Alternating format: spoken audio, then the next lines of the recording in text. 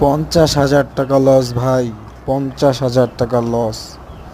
এই কবুতরের খোপ দিয়ে, এই সেট আপ দিয়ে কবুতর কিনে কি সুন্দর আমার কবুতর পালার সেট আপ।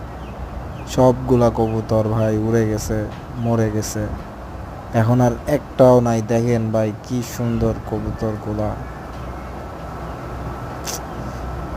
হ্যাঁ, 50,000 টাকা লস।